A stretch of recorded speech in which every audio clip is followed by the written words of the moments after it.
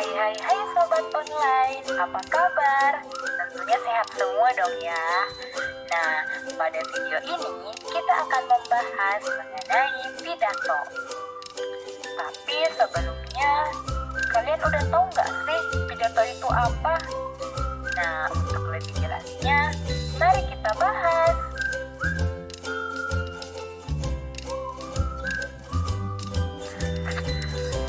Pengertian pidato. Pidato merupakan suatu kegiatan berbicara di depan khalayak ramai atau berorasi dalam menyatakan pendapatnya atau memberikan suatu gambaran mengenai suatu hal. Contoh pidato penting seperti pidato kenegaraan, pidato dalam menyambut hari besar, pidato untuk membangkitkan semangat, dan lain sebagainya. Orator dan audiens. Seringkali orang masih membedakan antara orator dan audiensi. Nah, ini orator adalah orang yang berpidato, sedangkan audiensi adalah orang yang mendengarkan orator berpidato. Tujuan pidato sendiri yang pertama, mempengaruhi orang lain supaya mau mengikuti apa kemauan kita dengan sukarela. Kedua, memberikan suatu pemahaman atau sebuah informasi kepada orang lain. Ketiga, membuat orang lain merasa senang dengan pidato yang disampaikan. Dan yang keempat, menghibur sehingga orang lain senang dengan apa yang disampaikan. Dalam berpidato, gaya bahasa, penampilan, serta ekspresi kita haruslah diperhatikan, dan kita juga harus percaya diri dalam menyampaikan isi pidato kita, supaya orang yang mendengar dan melihat pidato kita tertarik serta bisa terpengaruh oleh pidato yang kita sampaikan. Struktur pidato. Yang pertama, pembukaan. Kedua, isi pidato. Ketiga, penutup. 1. Pembukaan. Bagian pembukaan pidato terdiri dari 4 bagian. Yang pertama, salam pembuka. Kedua, ucapan penghormatan, di mana biasanya menyebutkan dari orang-orang yang memiliki jabatan tertinggi sampai ke orang-orang yang memiliki jabatan terendah. 3. Ucapan syukur.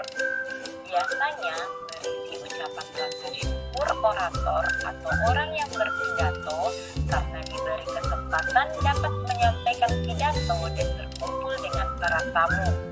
Keempat, pengantar ke topik utama.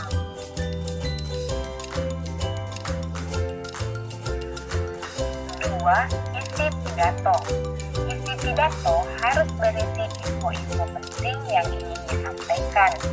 Isi pidato sebaiknya disertai alasan yang meyakinkan untuk mendukung pandangan kamu. Susun secara logis dan gunakan sumber terpercaya.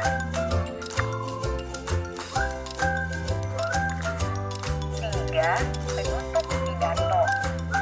Nah, pada bagian penutup berisi kesimpulan dari topik yang disampaikan dan juga berisi permintaan maaf apabila ada kesalahan dalam menyampaikan pidato dan ditutup dengan salam penutup. Saat berpidato ada beberapa metode yang bisa digunakan, antara lain 1. Impromptu. Impromptu yaitu suatu metode pidato yang dilakukan secara langsung tanpa adanya persiapan terlebih dahulu.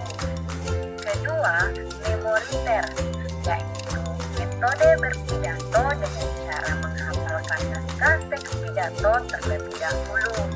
Ketiga, naskah. Naskah yaitu metode berpidato dengan cara membacakan teksnya setelah disiapkan pada saat berpidato. Nah, dan yang keempat, ekstemporan, yaitu metode berpidato dengan terlebih dahulu menyiapkan konsep pidato dengan membuat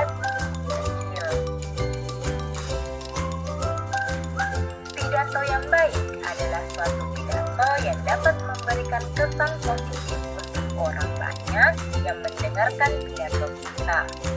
Jadi, mempersiapkan teks pidato merupakan hal yang sangat penting ya teman-teman.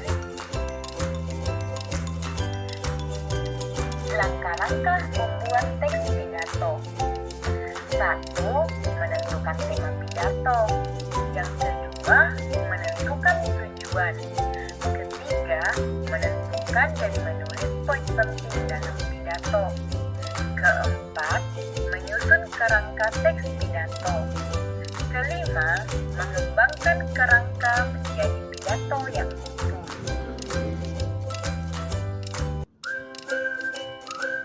Nah, terdapat beberapa sifat pidato.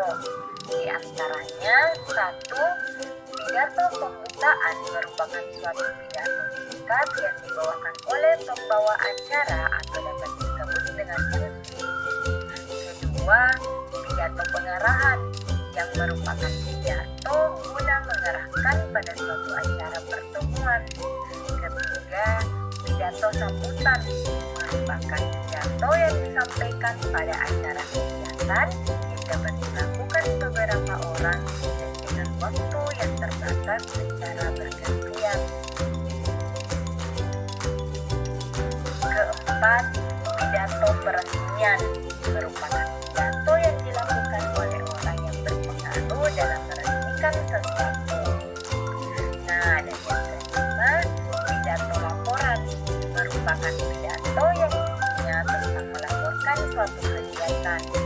Keenam, pidato pertanggungjawaban yang merupakan pidato yang berisi mengenai laporan pertanggungjawaban.